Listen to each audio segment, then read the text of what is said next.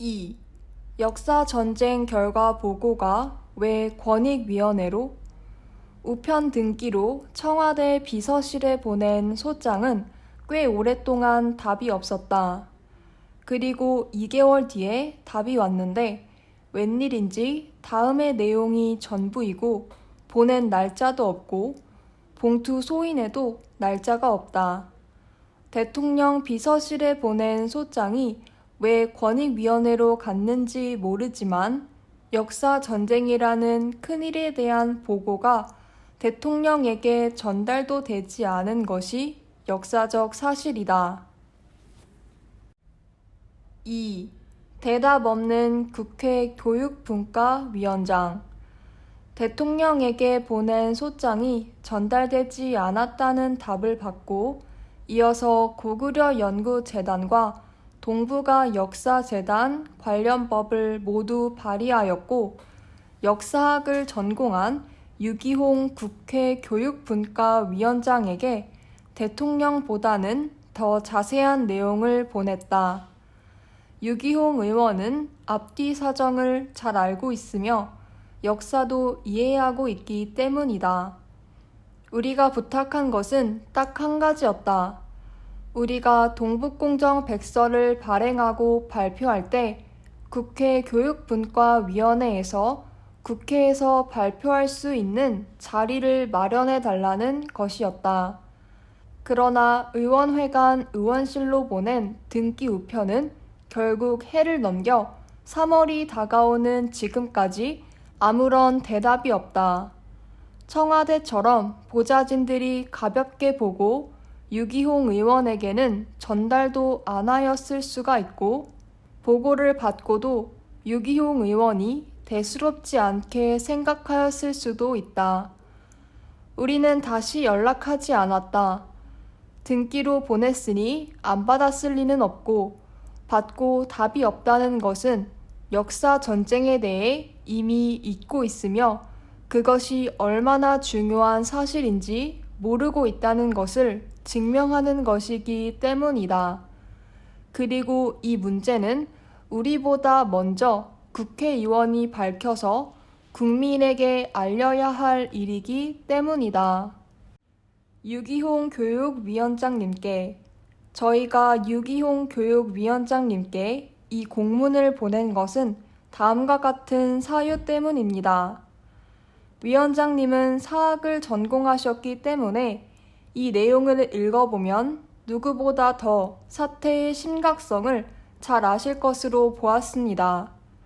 앞에서 보았지만 위원장님은 우리나라에서 동북공정에 대처하기 위해 국가 차원에서 세운 고구려연구재단과 동북아 역사재단 관련 법을 모두 발의하셨습니다.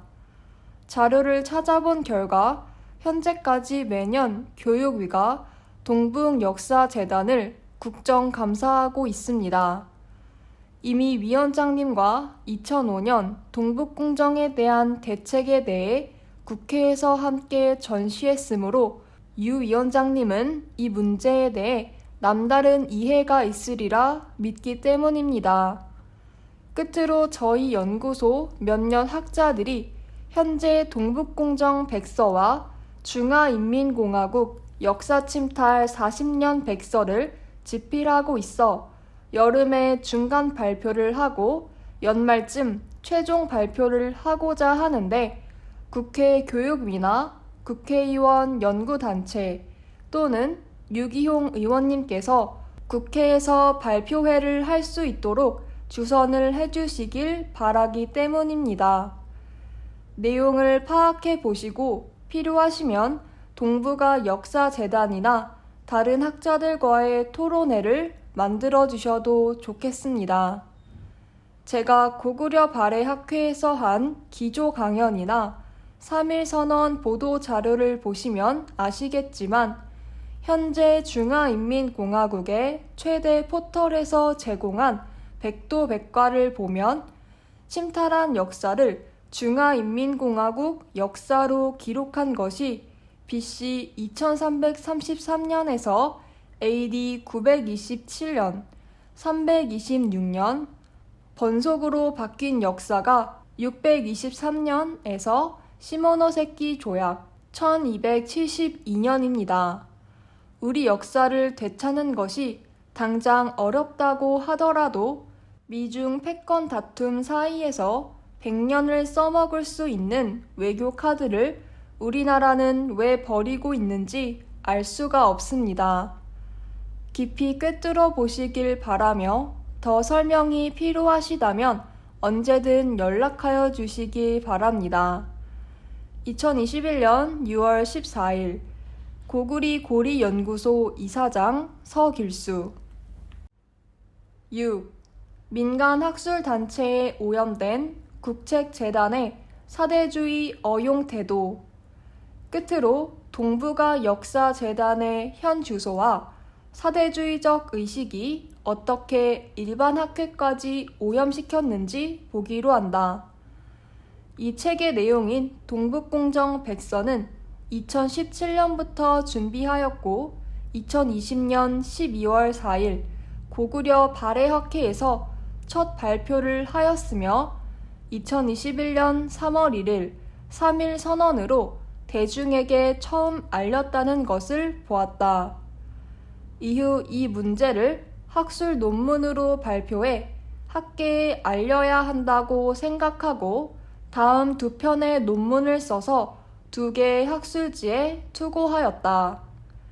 1. 동북아 역사재단 동북공정 8년의 진행과 성과에 관한 분석연구. 2. 고구려 발해학회 중화인민공화국 역사침탈의 단계 구분과 성과 분석. 1의 논문은 동북공정 8년의 진행과 성과에 대한 분석으로 이 책의 둘째 마당, 셋째 마당, 넷째 마당의 내용 가운데 동북공정의 학술적 성과와 한중 학술회에 관한 문제를 압축해서 다루었다. 이의 논문은 이 책의 5째 마당 내용 가운데 침탈한 역사를 중화인민공화국 국사로 기술한 백도백과의 내용을 정리, 비판한 내용이다. 이 2 논문을 통해 동북공정은 3년 연장되었으나 2009년 성공적으로 끝났다고 발표하였고 그 2016년까지 보완 기간을 거쳐 2017년부터는 침탈한 역사를 자국의 역사로 만드는 작업을 하고 있다는 것을 밝힐 수 있다고 생각하였다. 그런데 이 2 논문 모두 게재 불가 판정을 받고 실리지 못하였다. 앞으로 자세히 짚어보겠지만 이런 결과의 뒷면에는 중화인민공화국의 눈치를 보고 항문했던 단체와 그 단체에서 그런 패배주의 활동을 위해 주도적 역할을 한 세력들이 도사리고 있었다. 이 장에서는 바로 이 문제에 대한 것을 짚어보려고 한다. 1. 동북아 역사재단의 동북공정 대응 실패에 대한 은폐. 1. 논문 제출. 동북아 역사재단의 동북공정 대응이 실패하였음을 인정하라. 동북공정 8년의 진행과 성과에 대한 분석 연구에 대한 이 논문은 2021년 3월 중 동북아 역사 논총 72호에 투고하였으며 그 내용은 다음과 같은 사실을 밝힌 것이다. 1. 동북공정은 2002년 2월부터 2007년 1월까지 5개년 계획으로 시작되었으나 실제로는 2004년 이후 계획을 연장하여 2009년까지 8년간 진행된 것으로 밝혀졌다. 2.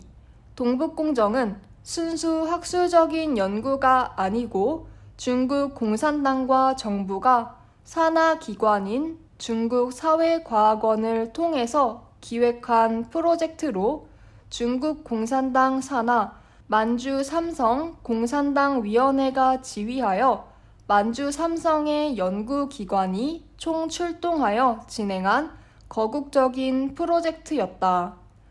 3.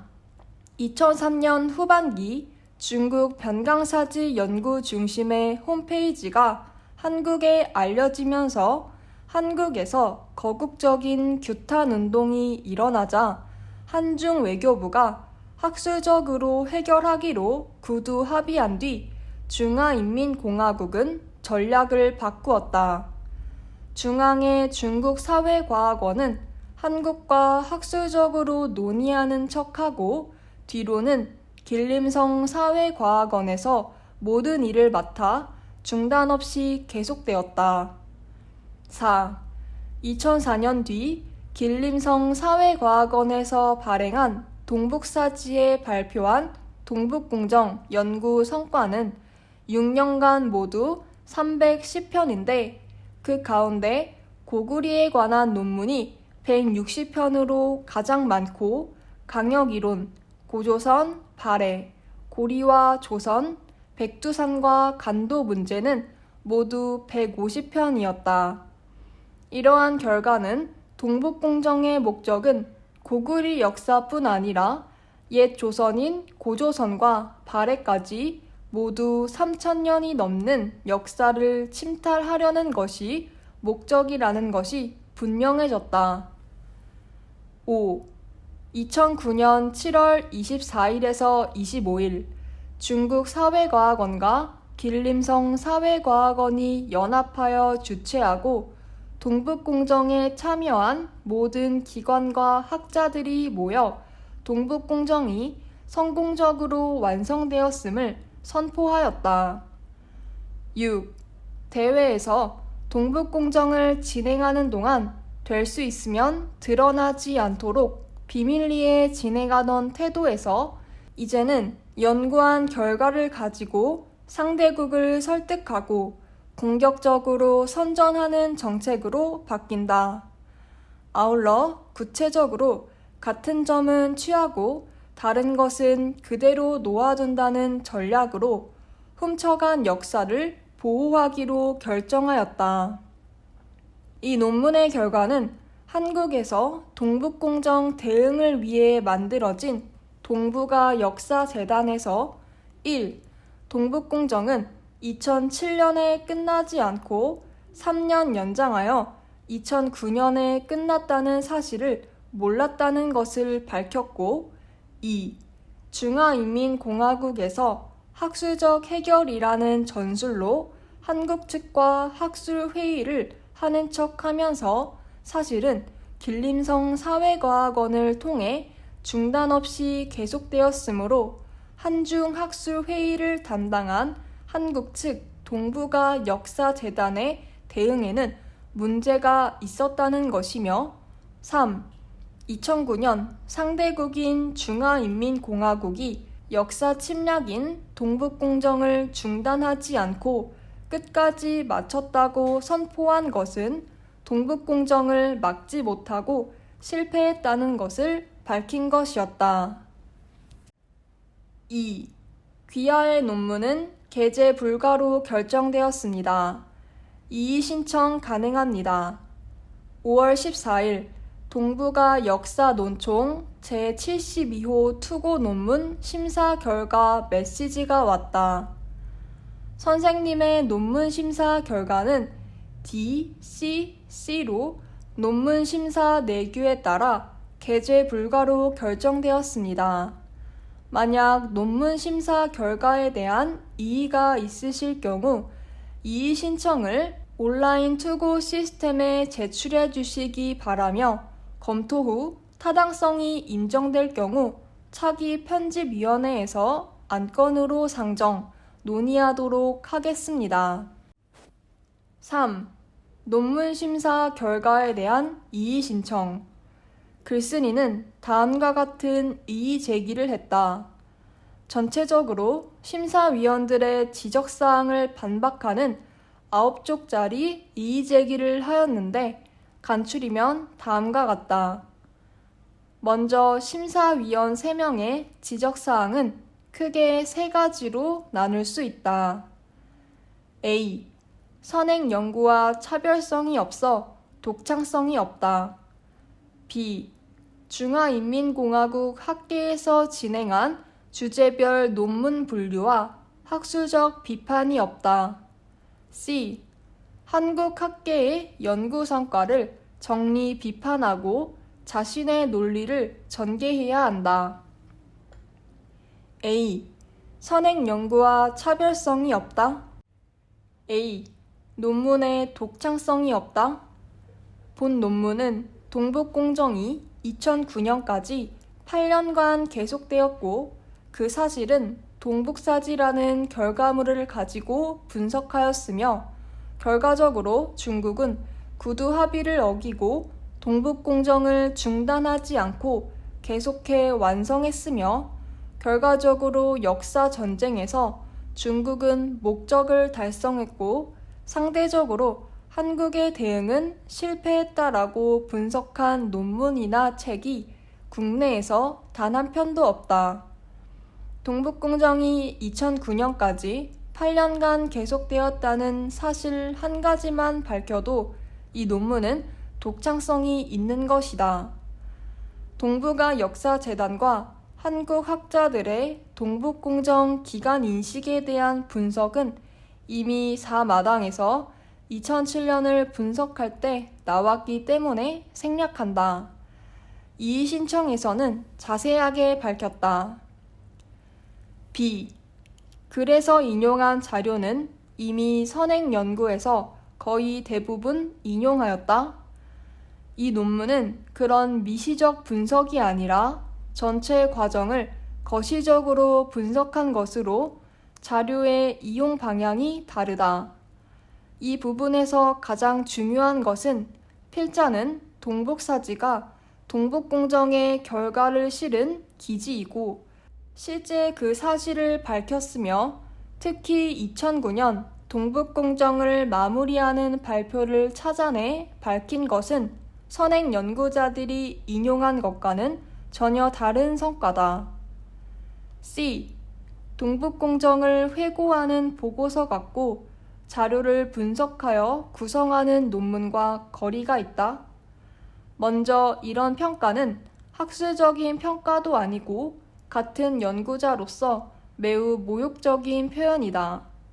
전체 논문을 시대별로 분류하여 시계열로 분석하는 것은 강론을 연구하기 이전에 가장 먼저 해야 할 작업이다. 자료를 분석하지 않고 어떻게 시계열 분석이 가능한가? 그렇다면 지금까지 자료 분석을 통해 구성한 논문으로 앞에서 본 1, 2, 3, 4의 결과를 발표한 논문이 있는가?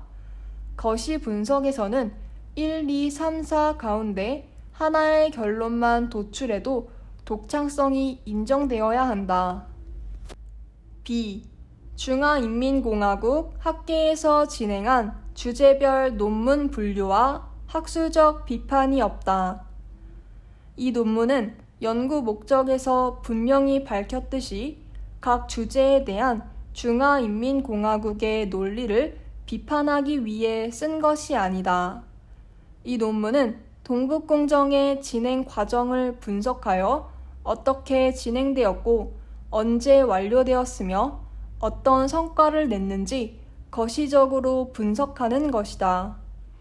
심사위원들이 언급했듯이 주제별 미시적 분석은 이미 우리나라에서도 많이 진행되었다. 그러나 그런 연구는 동북공정을 막아내지 못했고 더구나 역사 전쟁에서 그 무기를 사용해보지 못했으며 결국 그들은 이제 훔친 역사를 자기 국사로 만들고 있다. 이 논문은 거시적으로 그들은 중단 없이 동북공정을 진행했고 3년을 더 연장하여 8년간이나 계속했다는 것을 밝히려는 것이지 주제별 반론을 위한 것이 아니었다. 심사위원은 연구 목적과 연구 내용이 일치하는가 그 여부를 심사해야 한다. C. 한국 학계의 연구 성과를 정리 비판하고 자신의 논리를 전개해야 한다. 한국 학계의 연구 성과를 정리하고 비판하는 것이 본 논문의 연구 목적이 아니다. 중화인민공화국 측의 연구 성과에 대한 거시적 분석이지 국내 학계의 미시적 연구 성과를 분석하는 것은 본 논문의 연구 목적이 아니었다. 다만 동북공정은 성공적으로 완료되었고 반대로 우리는 그들을 저지하지 못하였다는 현실을 정확히 보고 이제는 그 원인과 앞으로의 대책을 심각하게 논의할 필요가 있다고 보며 이 논문은 그런 관점에서 문제를 제기한 것이다. 심사위원은 연구 목적과 연구 내용이 일치하는가, 그 여부를 심사해야 한다.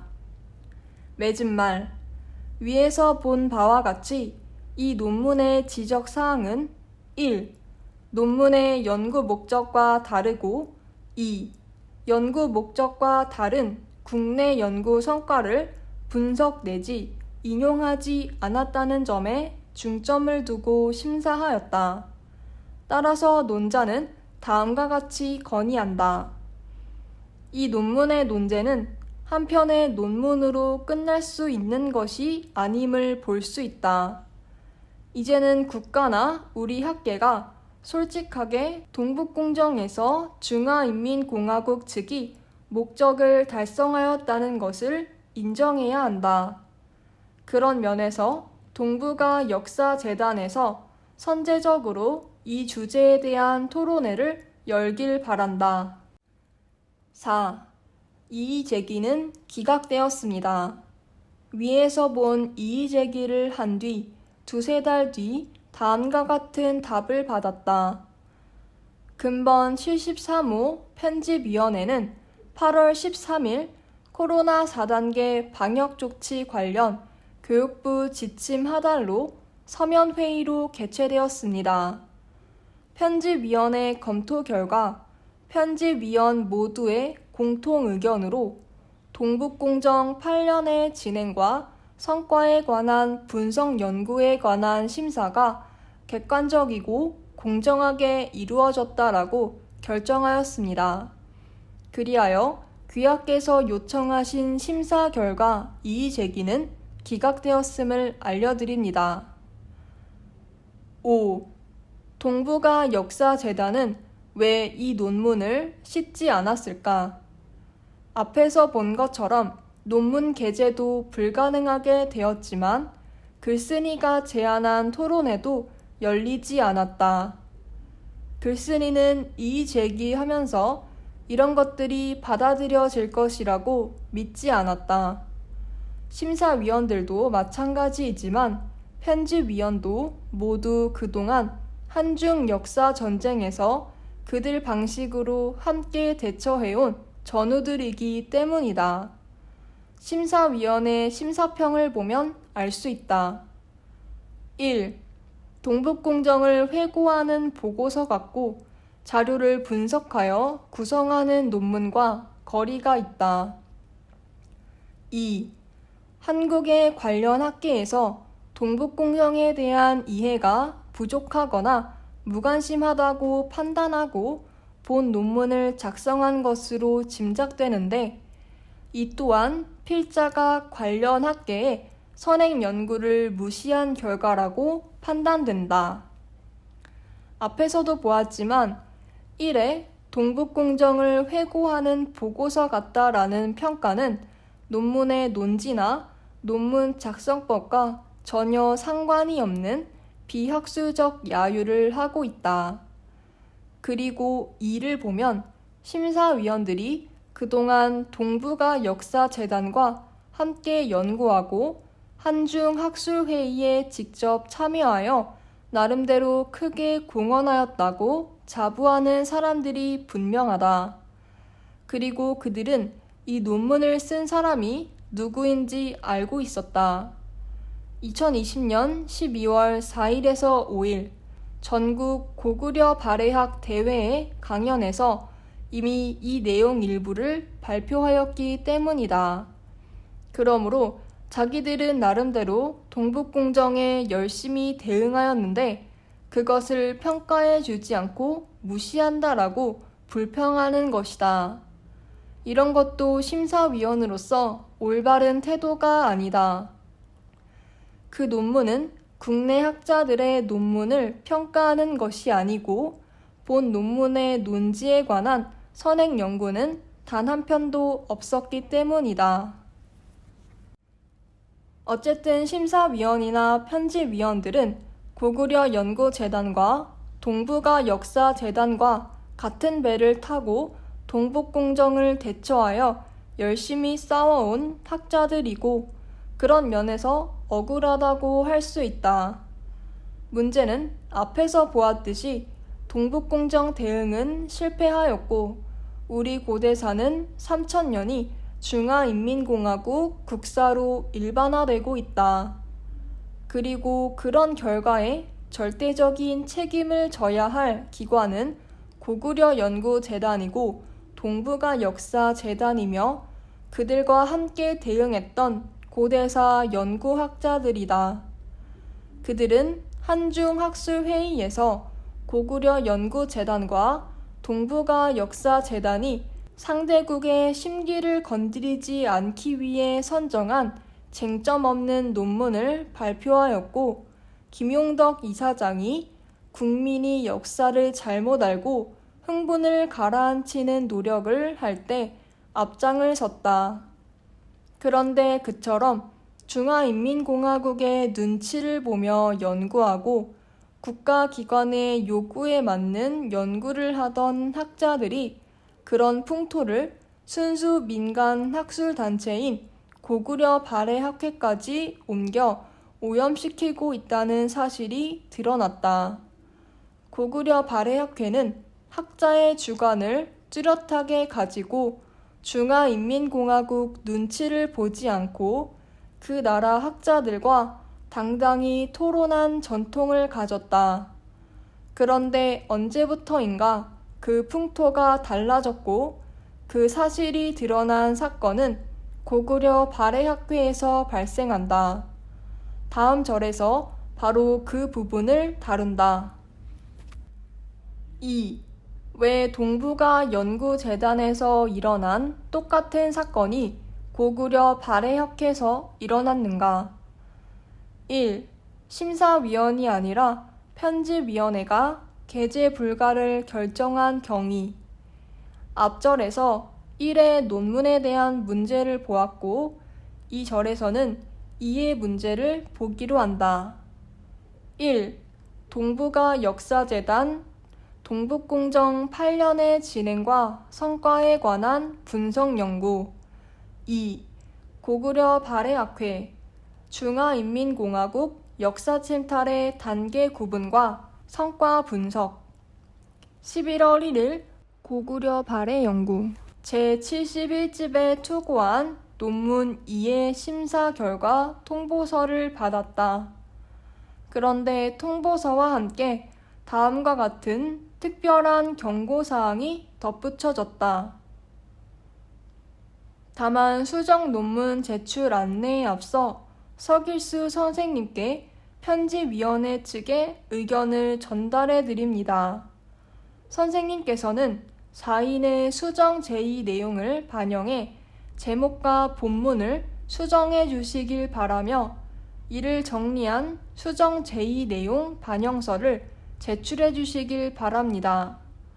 수정 제의 내용 반영서에 대한 편집위원회의 재논의에서 수정 제의 내용이 충분히 반영되지 않았다고 판단될 경우 해당 원고는 금번호의 게재가 불가함을 양지하여 주시기 바랍니다. 강조하느라 파란색과 빨간색까지 넣어 엄중히 경고하였다. 매우 이례적이었다. 지금까지 수많은 논문을 제출하여 보았지만 처음 받아보는 경고다. 심사위원이 아니라 편집위원회에서 미리 필자가 어떤 부분에 대해서 수정하지 않을 것이라는 전제 아래 그렇게 되면 게재 불가하겠다는 경고를 하고 있다. 다시 말해 심사위원회 수정 요구 그 자체보다는 편집위원들의 판단으로 계제를 결정하겠다는 예고였다. 다시 말해 어떻게 고치는가 보자라고 벼르고 있다는 것을 공개적으로 나타낸 것이다. 11월 8일 수정된 논문과 수정 사항에 대한 답변을 소상하게 적어 제출하였다. 11월 11일 다음과 같은 고구려 발해학회 편집위원회의 최종 심의 결과 통보서를 받았다. 투고자의 수정 제의 내용 반영서와 수정 원고를 검토한 결과 심사위원들의 수정 의견이 반영되지 않았다고 판단됩니다. 따라서 근본의 고구려 발해 연구 제71집에는 게재가 불가함을 알려드립니다. 편집위원회에서 보기에는 심사위원들의 수정 의견이 반영되지 않았다라는 것이 게재 불가의 구실이었다. 3. 심사위원들의 수정 의견에 대한 수정과 답변 검토. 위에서 본 것처럼 게재 불가 이유가 수정 의견이 반영되지 않았다라는 것이 표면적인 이유였다. 그러나 심사위원이 수정을 요구한 사항은 모두 수정하였고 심사위원이 의견을 제시한 것에 대해서는 답변을 하였다. 수정 의견이 무엇이고 답변이 무엇인지 간추려 보면 다음 세 가지로 볼 수 있다. 1. 수정 요구. 역사 침탈이라는 용어는 학술적인 논문 차원에서는 생각할 필요가 있음. 역사 왜곡으로 해도 논지가 훼손되지 않음. 답. 역사 침탈이란 용어는 수정 제의서 B에서도 요구한 사항이라 좀 자세히 설명하고자 한다.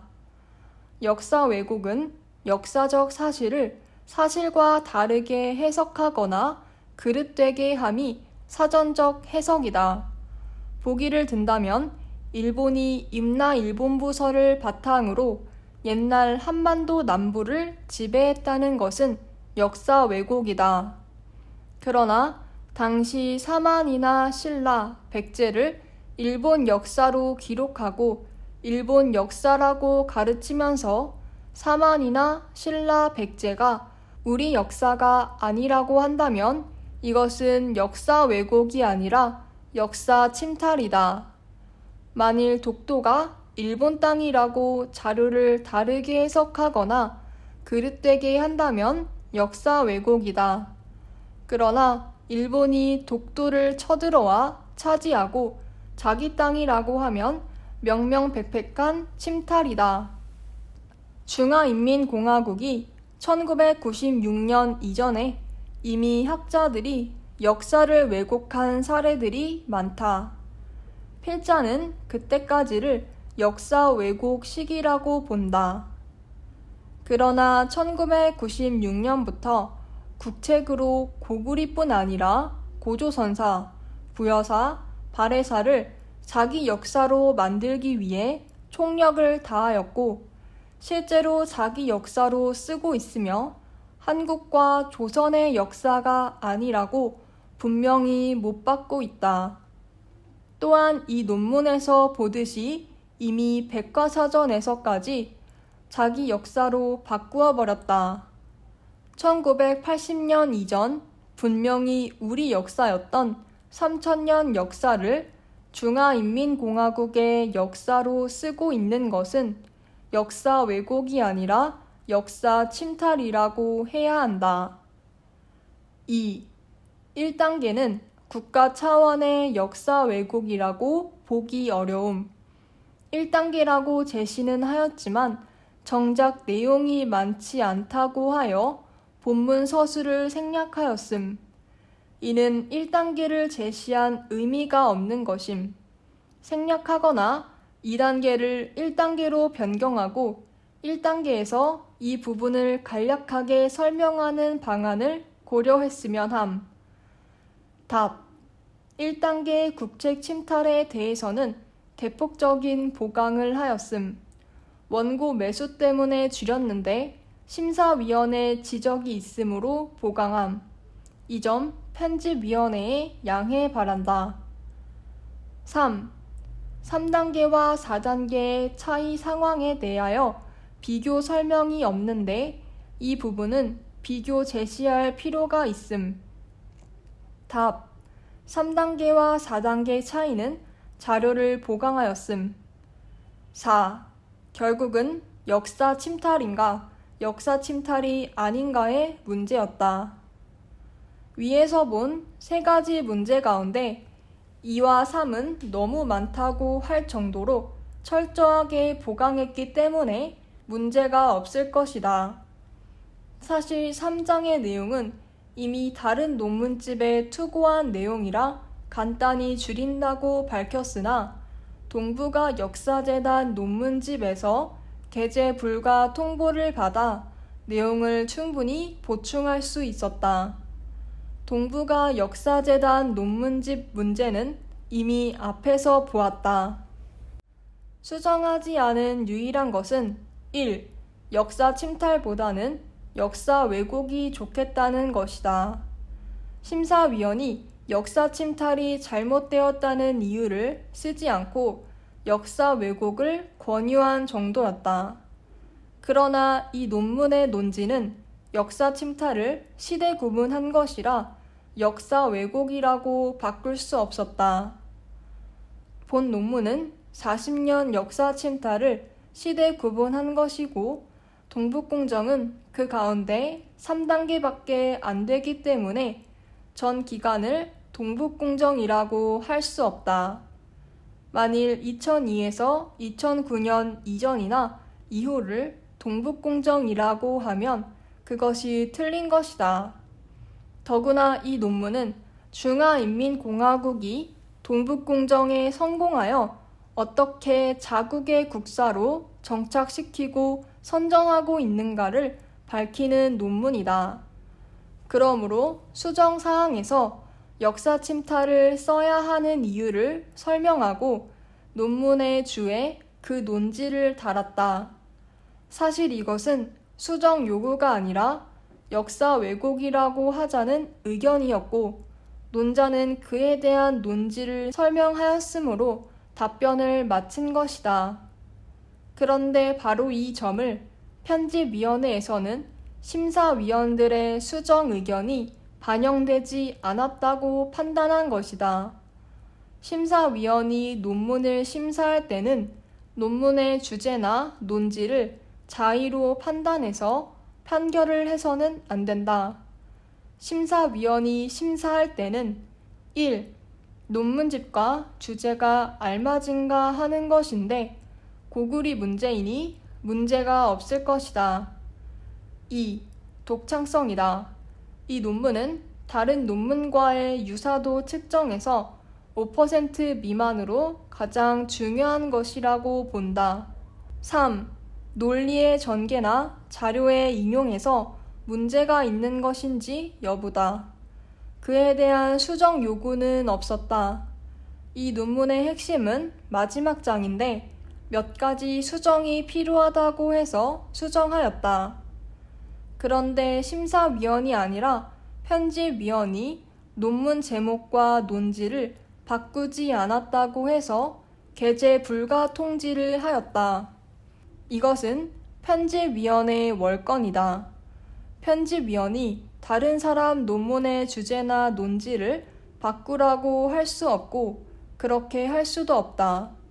학회에서 이처럼 논지나 주제에 대한 반론이 있을 때는 다른 논문으로 반박하여 논쟁해 나가야 한다. 그런데 편집위원이 미리 판결하고 막아버렸는데 편집위원은 논문의 성격이나 논지를 결정해서 논자에게 강요하는 위원회가 아니다.